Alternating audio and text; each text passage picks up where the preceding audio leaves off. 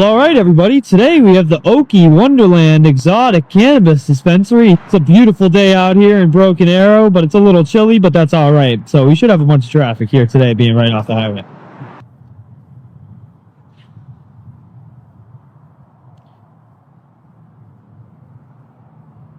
Oh boy. We're sitting there staring through the window. Nice, baby. She's joining in. Let's go. We can see it through the window, baby. Let's go. Thank you. Thank you.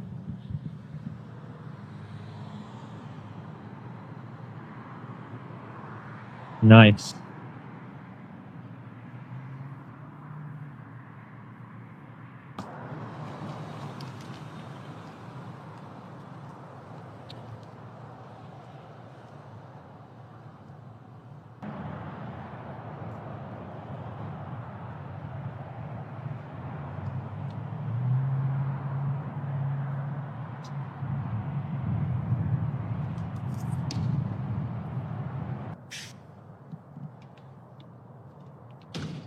Oh boy. All right, everyone. Today we're in Broken Arrow, Oklahoma, and things are already getting interesting. The mission is simple, testing how people react when cameras are used legally in public spaces. No drama forced, just real reactions and real accountability. What starts as a calm public recording can quickly reveal how authority, emotions, and public perception collide under pressure. The weather may be cold, but the situation is about to heat up fast. Hi,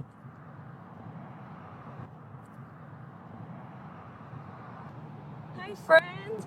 What's going on? What's going on? How are you? Pretty good. How are you doing? Not too bad.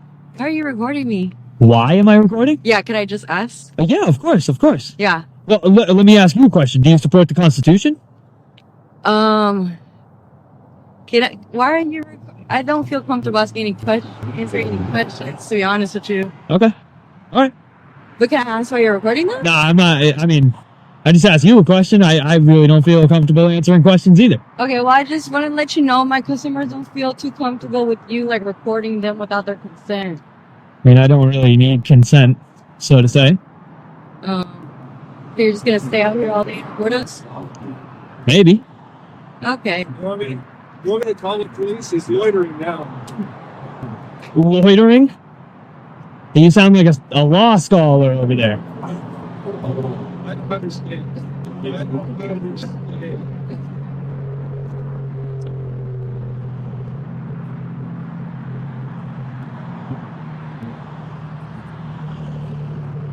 Must came out right away like you had a new development on a crazy story. We arrive at Okie Wonderland, an exotic cannabis dispensary located right off the highway. Busy area, lots of traffic, and attention starts building almost immediately. People begin noticing the camera, some curious, others uncomfortable. Without a single word spoken, the atmosphere already starts changing. And as expected, someone finally steps outside to question what's happening.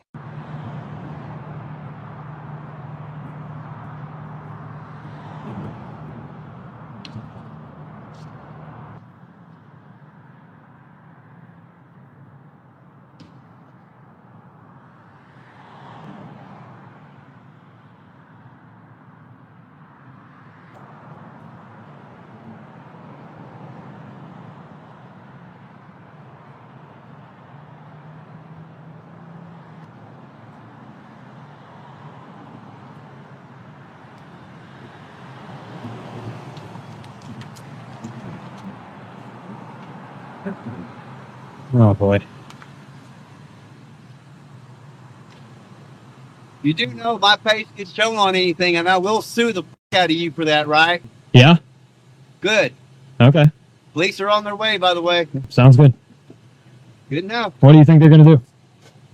Hopefully haul your ass to jail for this stupid shit. For standing on the sidewalk with a phone? What exactly are you doing For out standing on the sidewalk with a phone? Really? there? You're recording. Haul me to jail for standing on the sidewalk with a phone. You're recording people without their knowledge. I don't need your knowledge or your permission. Actually, you do. No, I don't. Yeah. How do you figure that? The first interaction begins. An employee approaches, visibly unsure and trying to understand why filming is taking place. The conversation starts calmly, but tension can already be felt underneath. Questions are asked about recording, even though the same person asking questions doesn't want to answer any themselves. Once constitutional rights enter the conversation, the mood changes from curiosity to resistance, and the conflict slowly begins to build. Oh, yeah? Yeah, you better not tell the attorney you said that. That's pretty dumb. Hey, I'll tell him whatever. Okay, buddy. Good luck with whatever you're doing. Man. Thank you very much, man. You as well. I hope you have a good day. Yeah.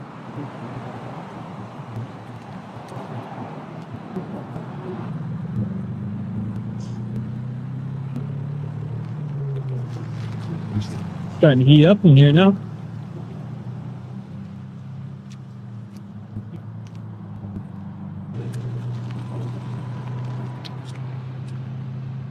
There he goes.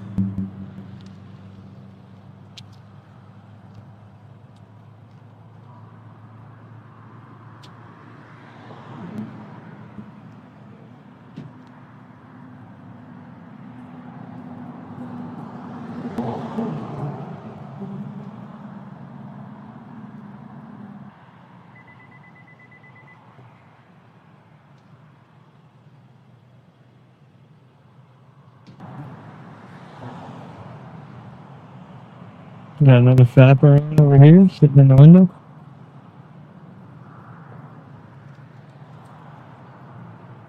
Now the pressure increases. The employee claims customers feel uncomfortable being recorded, but discomfort alone does not make something illegal. Frustration starts growing as attempts are made to control something outside their authority. Then comes the familiar threat of calling the police. Instead of understanding the law, the situation begins shifting toward power and emotion.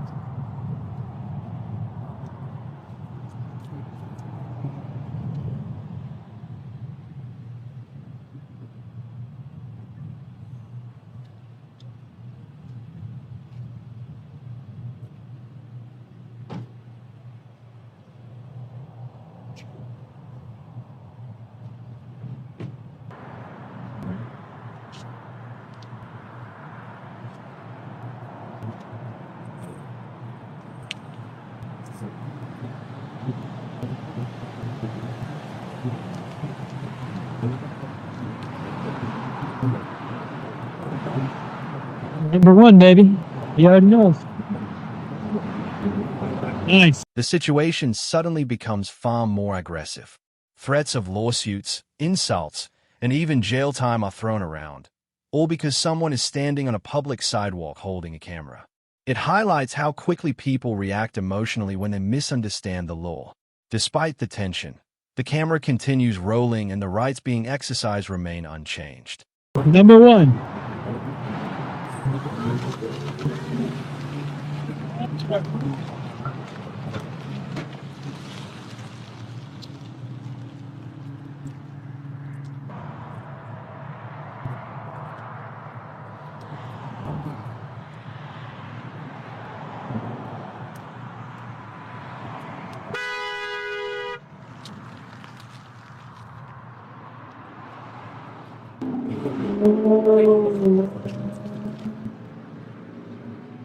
All right, so hey, tell me what kind of car it is so I can kind of look it up, and then I'll get back with you. All right, have a good one.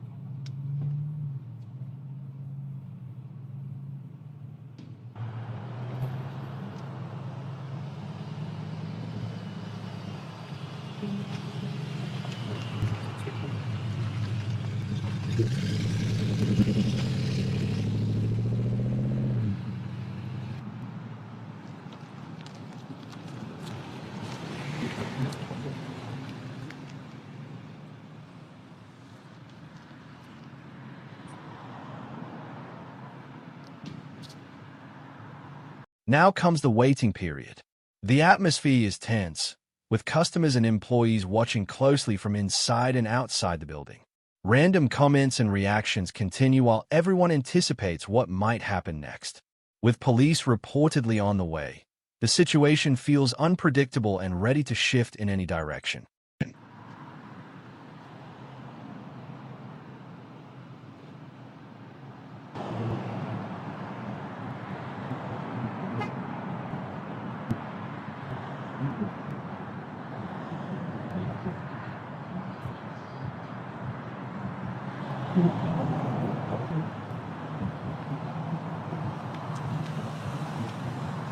Nice, baby. Nice. Nice.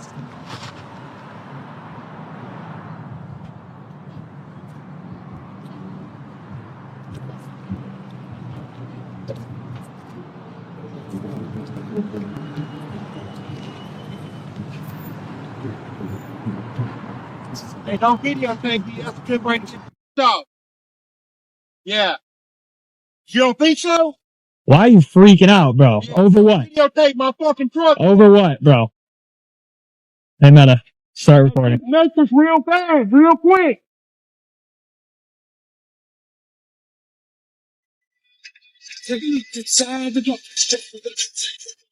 See you later, buddy. Oh boy. Here we go. Another confrontation suddenly erupts when a bystander becomes upset about being filmed in public. Emotions take over instantly, and the misunderstanding about public recording becomes obvious again. Instead of focusing on facts or laws, the reaction is driven entirely by personal feelings and assumptions, which only adds more tension to the situation. We got a serious situation going on here or something. What's up, my man? How's it going? I'm assuming I'm here to talk to you. I have no idea. You just out here practicing your First Amendment rights? That's it. Okay, can you do me a favor?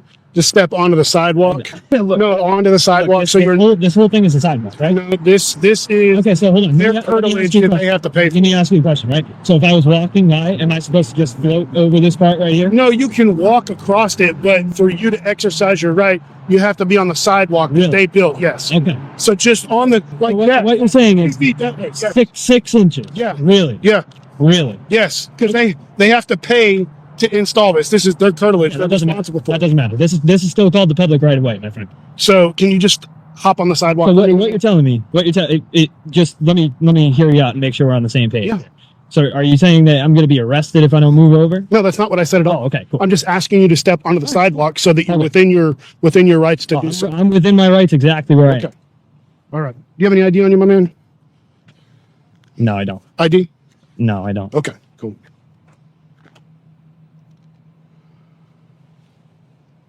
You have a YouTube channel or anything like that? No, I'm not. Police finally arrive, changing the entire dynamic. The officer approaches professionally and immediately recognizes the First Amendment right to record, which helps calm things down at first. However, the discussion soon shifts towards specific areas of the sidewalk and where filming is allowed. The conversation now becomes less about whether the right exists and more about where those rights Can't answer apply. any questions. Okay. Started out a lot better, man. What do you mean? I mean, you look. So you know I'm exercising my First Amendment right. Yeah. So you can't actually believe that I can't stand right here. Look, I'm not blocking any traffic. I'm not blocking any pedestrians or causing a disturbance or anything like that. So Right. for you to tell me that I can't exist right here and then say, do you have an ID like that? With it? Come on, man. That's not how you started. I'd like to continue how you started because you started very well. I'm confused, I guess, on what do you mean? What do I mean? Yeah. So look, I'll walk you through again, right? So you started off correctly. Said you just exercising your First Amendment rights. Yeah. And then you said, I need to move over 2 feet, which is incorrect. Completely incorrect, Okay. by the way. And I would assume you know that because you're talking about curtilage and public right of way. It sounds like you know what you're talking about. It almost Right. sounds like you're trying to test me and see whether or not I know what I'm talking about. And I do know what I'm talking about. So And then you ask me for my ID for what? You know what you need to get people's ID, right? You need probable cause or reasonable I suspicion. don't right? need probable cause to Yeah, ask you for your ask, ID. for sure. I can ask you for your ID. For sure. It is your right to deny me For access to the ID, correct? Yep. So The interaction turns into a detailed legal discussion. The auditor calmly explains the difference between public right-of-way and private property boundaries, while the officer listens carefully. When identification is requested without any crime being committed, the importance of understanding constitutional rights becomes even more clear. Knowledge of the law completely changes the balance of the conversation. do anything wrong? I'm just saying- demanding your ID? No, I didn't. not, I didn't say you demanded. I'm not. What I'm saying is, you're walking up to somebody, you know what I'm doing, and you still have to come and ask Honestly, for my ID. I don't have an issue with what you're doing, man. I don't want to get run over here. I don't have an issue with what you're doing, man. So, I hope not. no, I don't. You took an oath to uphold the Constitution. I did twice. There you go. Are you a military as well? I am, yes. All right. So, we're here on behalf of the business, obviously. It's kind of crazy. Because You show up on behalf of a business to tell me that I can stand on a sidewalk? well, no, I mean, obviously your actions, filming people going in and out of the business owners don't like that. So that's why So they call more people with more cameras and guns to their dispensary, their weed dispensary? it's a call for service, man. I've got to come here. I know you don't get to decide. I'm trying to show you where my thinking is. No, I get it, man. I get it. So, yeah. Can I just get the CAD number for the call? I don't need you to write a report or anything like that. Just a CAD number. Yeah, man, I'll get you the calculator. Yeah.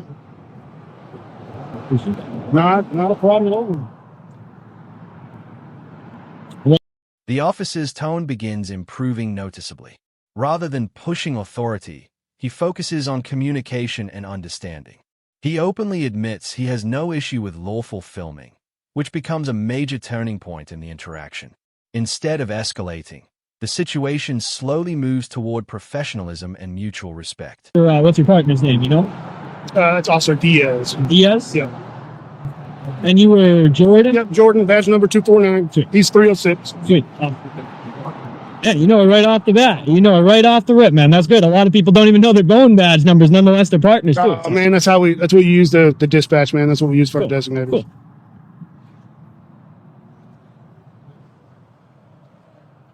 Okay.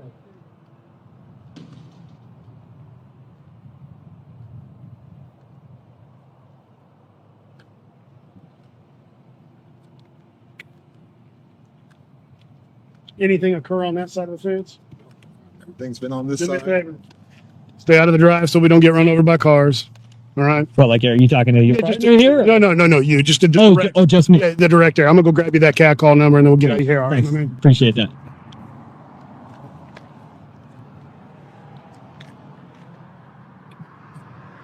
Yeah, but our YouTube channel or Yeah, I don't usually give it out though. okay, You'll find it. You'll see it. okay.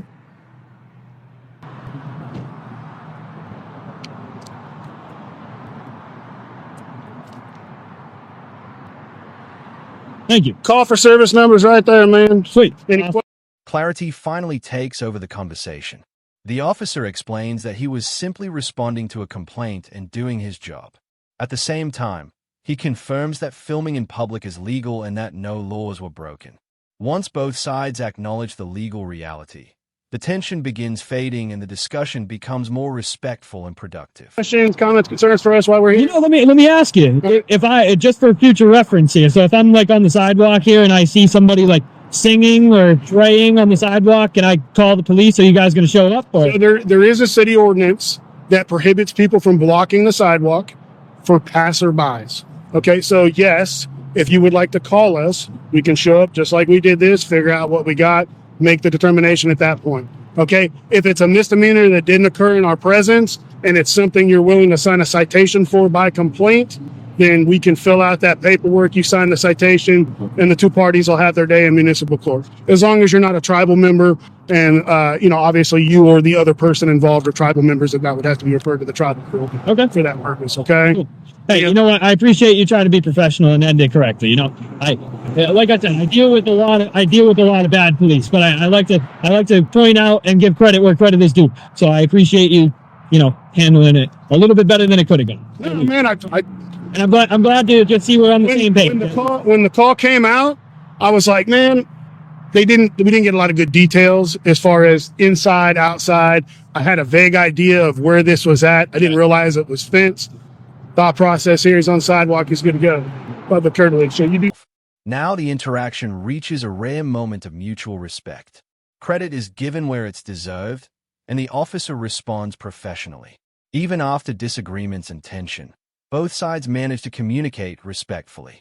It serves as a reminder that not every police interaction has to end negatively, and that professionalism can still exist under pressure. Thing, man. Any questions for me? That's it, man. Hey, can I ask you? Let me ask you. When you went in there and you talked to him about the situation, you didn't use the word unfortunately, did you? No. Not once. I don't remember saying unfortunately. I don't remember the whole conversation. They asked me if there was anything we could do about you standing out here. I told them there's not, because you have a First Amendment right to be out here. Okay. It's public property. They said, well, why is he out there? And I said, it doesn't really matter, because he doesn't have to have a reason. It's Sunday. There you go. So There you go. All right, hey, Mr. Diaz, I appreciate you, man. Yeah. Thank you very much for All being professional. Thank you for being cool. Yeah, no You as well, Mr. Jordan. Anything else? That's it, man. Have a good day, my man. You guys have a good one.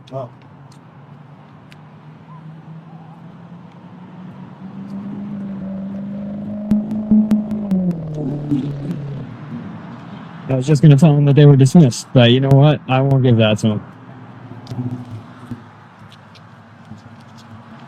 I even believe both of these guys pulled into parking spots, amazingly enough. How you doing, my man? You too, man. Take it easy. Try to stay warm out there.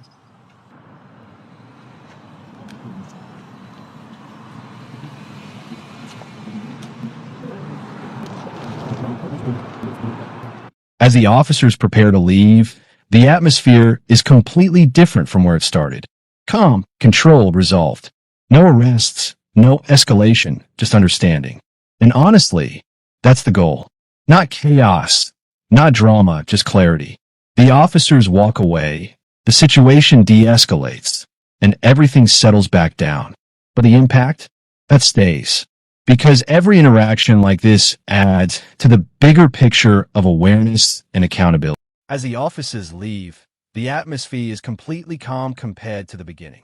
No arrests, no chaos, and no escalation, just resolution and understanding. The situation comes to a peaceful end, but the larger message remains. Every interaction like this contributes to greater public awareness, accountability, and understanding of constitutional rights.